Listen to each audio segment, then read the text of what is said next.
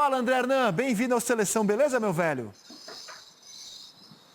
Tudo bem, André? Abração para você, para todo mundo. Estou aqui olhando no celular porque acabou agora o treino do Palmeiras. Nesse exato momento aqui em Doha, no Catar, a gente tem 8 horas e 22 minutos. A gente está com um friozinho hoje aqui, caiu uma neblina aqui, as pessoas saíram de casa para ver a neblina, para sentir o frescor da neblina, tirar foto. Foi um dia bastante atípico aqui, mas de fato caiu bastante a temperatura hoje, em relação até mesmo a ontem. O treinamento que eu posso trazer para vocês, o Abel Ferreira trabalhou muito a questão tática. Foi um treino assim com muita intensidade, foi um treino assim com bastante foco, e o treinador falou bastante, os auxiliares trabalharam bastante. Então é um Palmeiras que está pensando e está levando muito a sério e tem assim muito respeito pelo Tigres do México, por tudo que eles viram, por tudo que eles estudaram. Me contaram também que a comissão técnica ontem ficou até altas horas, invadiu a noite, quase madrugada, trabalhando e estudando e trazendo alternativas para esse Palmeiras que vai enfrentar na semifinal o Tigres do México. Aí se você me perguntar possibilidades de mudanças, não muitas, uma peça ou outra.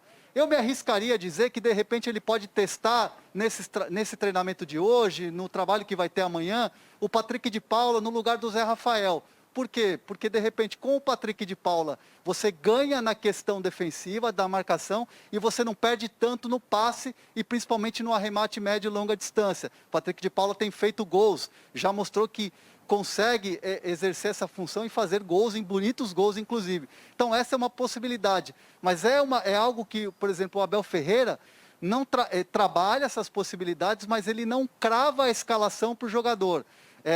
Várias pessoas do Palmeiras já me disseram, olha, o técnico português ele avisa os caras qual vai ser o time titular 2 horas antes da saída para o estádio, ou seja, trabalha as possibilidades, esgota todas elas dentro do time, daquilo que ele estudou do adversário, mas na hora de decidir mesmo é bem momentos antes da partida, viu, André?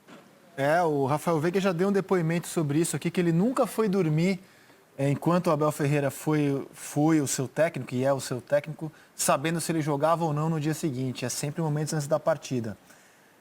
O Bayern vai jogar hoje, 4 da tarde do horário de Brasília, contra o Hertha Berlim pelo Campeonato Alemão. Ele tem 7 pontos de vantagem sobre o segundo colocado na Bundesliga.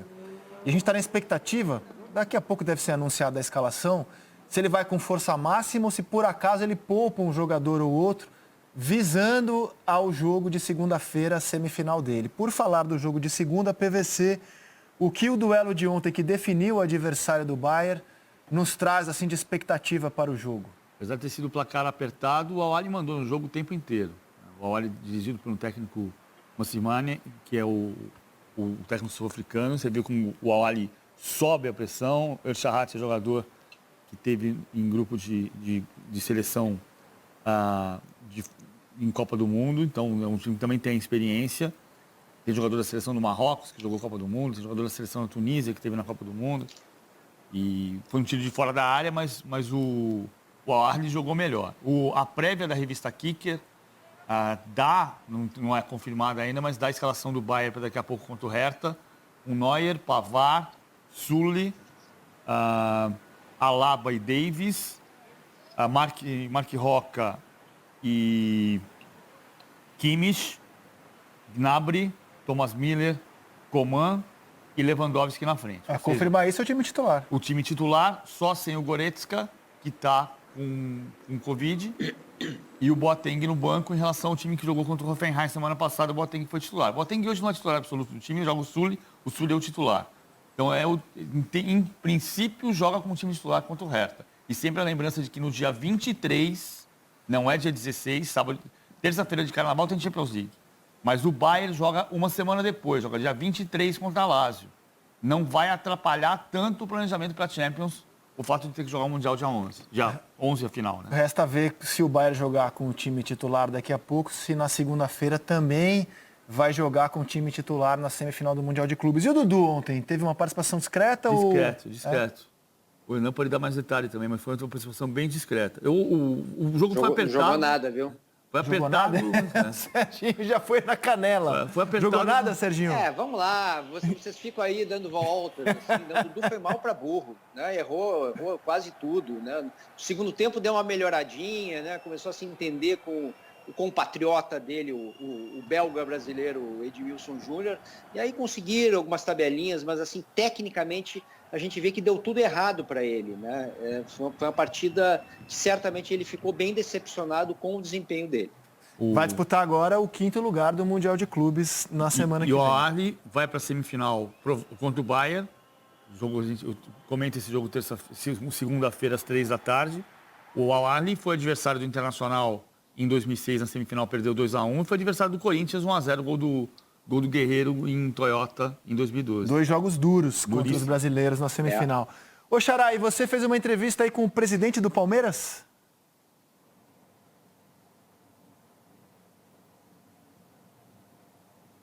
Estamos sem áudio aqui do André Hernan, hein? Enquanto a gente resolve essa questão técnica, vamos assistir a trechos da entrevista que o nosso repórter fez com o presidente do Palmeiras, o Maurício Gagliotti. Ele está muito satisfeito aqui no clube. Outro dia ele me disse que o Palmeiras entrega tudo que uma comissão técnica precisa, que o Palmeiras tem uma estrutura preparada, ótimos profissionais, um grupo de atletas excelente e que ele está extremamente satisfeito com o projeto. Obviamente, é um treinador com muito potencial, é um treinador que tem características extremamente interessantes. Ele, inclusive por isso que nós o contratamos, ele tem um trabalho de base muito bem desenvolvido, ele trabalha de uma maneira moderna, ele é um estrategista. Então, agora, com a conquista de um título desse tamanho, André, obviamente que muita gente acaba tendo interesse, e a gente sabe que isso é uma situação natural, nós vamos ter que conviver com esse tipo de situação, mas eu vejo hoje o Abel aqui no Palmeiras fazendo um trabalho em que ele está muito feliz. Foi exatamente isso que ele me disse. Chegou um determinado momento que a gente não tinha receita suficiente para os nossos compromissos, e aí nós tivemos que conversar com os jogadores. Eles entenderam plenamente, eles foram muito parceiros do clube e aceitaram uma redução de salário. Fizemos isso por 3 meses. E como contrapartida, nós fizemos um acordo com o elenco. E eu disse o seguinte para ele: se vocês conseguirem esportivamente, através de resultados, algo acima do que nós temos planejado na nossa previsão orçamentária, que significa chegar a uma final e a uma semifinal de Copa do Brasil e de Libertadores, tem que ser nas duas, na Copa do Brasil e na Libertadores, uma final e uma semifinal. Nós vamos ter condições financeiras, através desta premiação, de devolver a vocês essa contribuição que vocês estão fazendo com o clube agora, no momento de grande dificuldade, que foi o momento do início da pandemia. E eles conseguiram. Aliás, foram além. Chegaram nas duas, na final da Libertadores e na final da Copa do Brasil, e o Palmeiras já devolveu todo o montante aos atletas da equipe profissional. E fica aqui o nosso agradecimento público, porque no momento que nós precisamos, eles estiveram ao lado do clube e contribuíram nesse processo como um todo. A entrevista começou com o André Hernan perguntando o trecho que a gente mostrou sobre a situação do Abel Ferreira, sondado pelo Olympique de Marseille, e ele levou a taça da Libertadores para o Catar. A taça que estava ao lado dele é a taça original, Xará?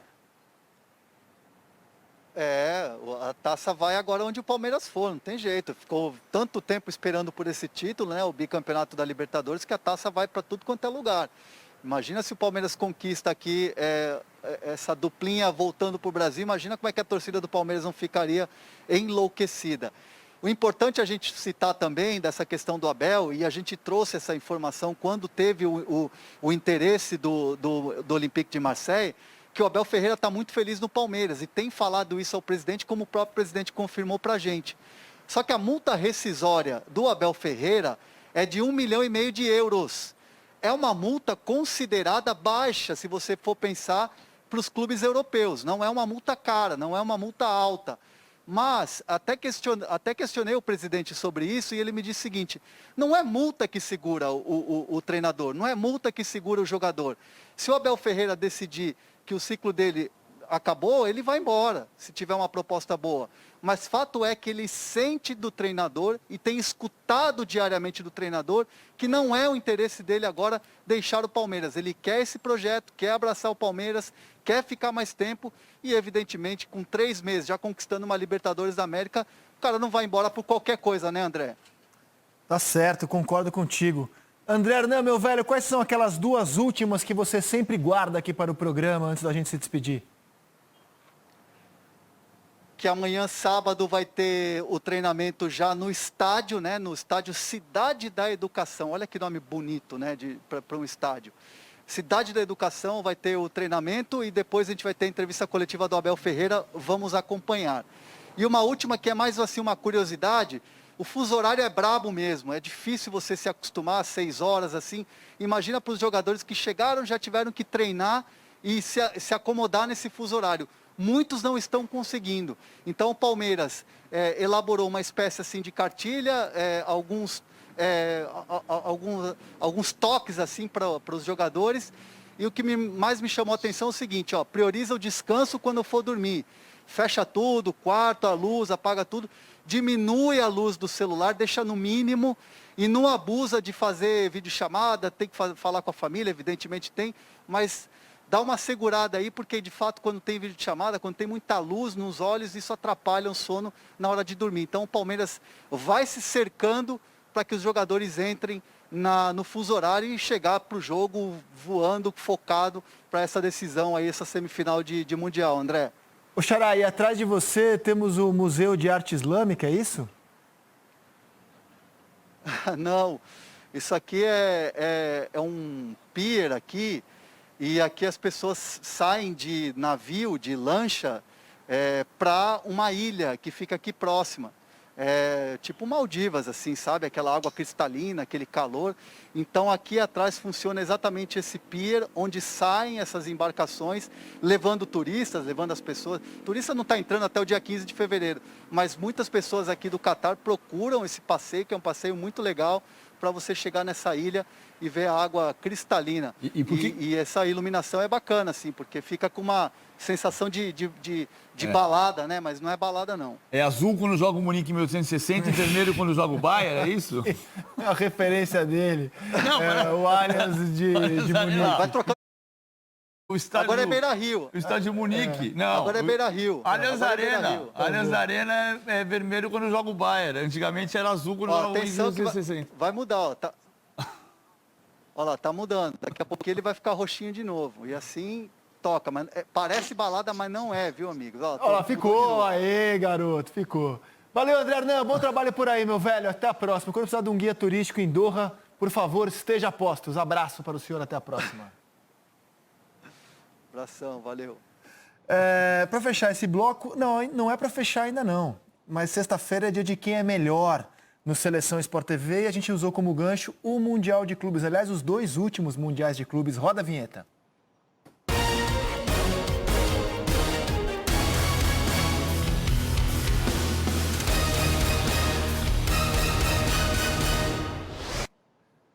Dois portugueses descobriram, desbravaram e venceram a América. Vasco da Gama e Bernal Cabral. Em 2019 e 2020. A pergunta é, cara, a carreira do Jesus é bem mais longa que a do Abel Ferreira, que tem apenas 3 anos, está indo para o 4º, à frente de um clube profissional. A pergunta é quem é melhor? Qual trabalho foi mais impactante? Se você for contratar alguém para dirigir o seu clube na próxima temporada, você traz Jesus ou Abel Ferreira? Vou começar contigo, Pedrinho. Eu não vou falar de currículo porque o Abel está iniciando a carreira. Eu vou falar das ideias, que são diferentes. Eu fico com o Jorge Jesus, me agrada mais. Eu consigo ver no Jorge Jesus um jogo mais interessante, mais agressivo, mais avassalador. Eu acho que o Abel é um cara de excelentes ideias, com uma proposta diferente do Jorge Jesus. Nessa eu estou com o Jorge. Jorge Jesus. E você, Sérgio Xavier Filho? Eu vou acompanhar o relator, por mais que o Abel tenha a sua importância, né? Mas o Jesus veio um trabalho muito rápido, né? Um trabalho de modificação do Flamengo, né? Acho que essa o primeiro desafio para a gente foi quase covardia. Poxa, mas olha só, quando a transformação do Jesus no Flamengo ela é inegável. Só acho que a transformação do Abel Ferreira merece um crédito maior também. Porque ele assume um time que perdia do Botafogo no Rio de Janeiro, perdia do Curitiba em São Paulo, perdia do São Paulo no estádio do Palmeiras pela primeira vez, no Allianz Parque. Um time que a gente não via como candidato ao título brasileiro, não vimos como candidato. E o Palmeiras hoje está em 2 finais e talvez só não esteja disputando o título brasileiro porque encarou uma sequência terrível de jogos. E aí realmente teve que fazer uma escolha. Mas eu acho que o trabalho do Abel também é muito transformador. Dessa equipe é que ele teve o Cebola antes, né? O Jesus não teve. É engraçado como a gente vai fazer quem é melhor. A gente sempre tem que falar mal de um para elogiar o outro. Na verdade, vocês estão falando 2, quem é melhor é porque os 2 são bons, né? Assim, o Pedrinho tocou num ponto importante. E talvez hoje, em Portugal, se você fizer essa pergunta, dada a crise do Benfica, boa parte da crítica dos torcedores do Benfica, que estão loucos com o Jesus, votem Abel Ferreira. O Abel é pouco conhecido em Portugal. Sim. O Jesus é muito conhecido. Então que hoje a fama dele não é boa em Portugal. Sim. O Abel tem um título na carreira. O Jesus chegou ao Brasil dizendo, não são 3, são 13. Lembra que ele falou? Sim. E depois ele ganhou mais 5 aqui, então são 18 títulos contra um do Abel. Eu já falei isso um pouco aqui, mas eu adoro essa história. Na quarta-feira eu falei um pouco, mas assim... O Jesus é mais técnico. Eu voto Jesus. Pela experiência, porque ele é mais agressivo, porque ele é mais ofensivo, porque ele ousa. Agora, o Jesus não é o tipo que transformou a vida do técnico português. Né? Aquilo que eu falo. São 72 títulos de técnicos portugueses em 30 países no século XXI. E isso veio de um trabalho de ligação. O Abel eliminou o Jesus na Liga dos Campeões. Eliminou. Dirigindo o PAOK. A gente brincava, porque ele era o Abel que tinha vindo do Braga. Era o Abel do Braga. Abel ex-Braga, que eliminou o Jesus dirigindo o Benfica. Esse trabalho dos 72 títulos portugueses em 30 países diferentes, ele saiu da universidade. Saiu do Instituto de Educação Física de Lisboa e saiu da Universidade do Porto. E eles conseguiram juntar o trabalho de campo prático com o conhecimento teórico. O Abel Ferreira é filho desse trabalho. O Jesus nem tanto. O Jesus é mais prático. O Jesus é o cara que não é o teórico. Jesus é o prático, é a escola antiga.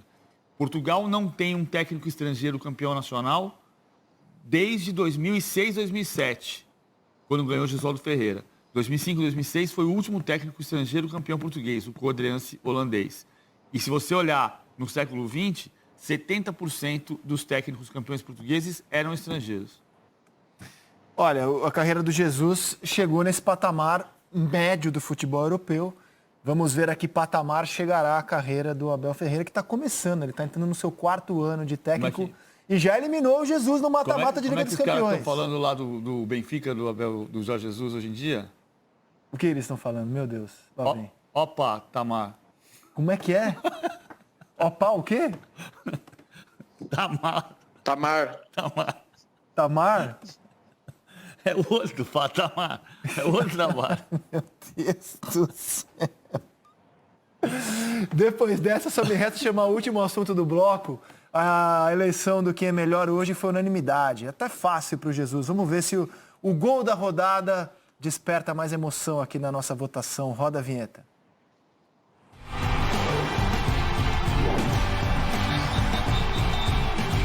A rodada termina hoje, é verdade, mas se tiver um golaço em Sport e Botafogo, a gente acrescenta na lista e refaz a votação. Por enquanto temos Caio Jorge no empate do Grêmio contra o Santos por 3-3 com a arrancada do Luan Pérez. Um dos gols do jogo está aqui. O outro é do Grêmio, Jean-Pierre. Com baita troca de passes no ataque gremista e uma conclusão com muita categoria.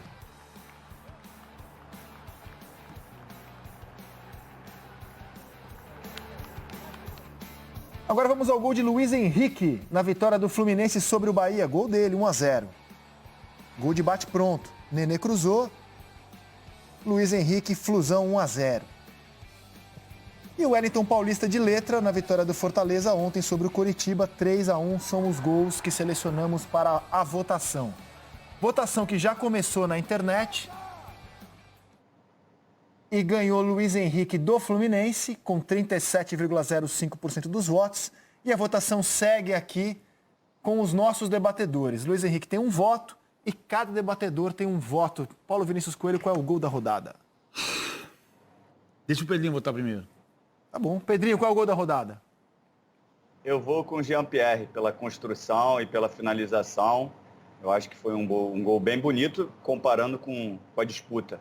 Não foi uma rodada assim tão pródiga de gols, mas a gente faz aqui toda a rodada, o gol da rodada, seja ele qual for. E aí, Serginho? É engraçado, eu não chamaria nenhum deles de golaço, né? Nem eu. Olha, tem rodadas que a gente fica na briga. Puxa, tem 3 golaços aqui, o que eu faço, né? Mas eu vou com o Pedrinho. Eu acho que a jogada mais bonita é a que terminou no chute do Jean-Pierre. Mas assim, eu não chamaria ele de golaço. Acho um gol bonito, só isso. Eu também vou nessa. Jean-Pierre? Jean-Pierre. Deu Jean-Pierre 2-1. No próximo bloco tem o gol do mês de janeiro. A gente faz mês a mês também o gol do mês com todos os gols eleitos, gol da rodada. Vamos para o intervalo com o gol da rodada 34 do Campeonato Brasileiro, o gol de Jean-Pierre, e o Seleção volta já para falar mais de Campeonato Brasileiro e da venda do Brenner. Na reta final de Campeonato Brasileiro, o Brenner não joga mais pelo São Paulo. É uma boa? A gente volta já.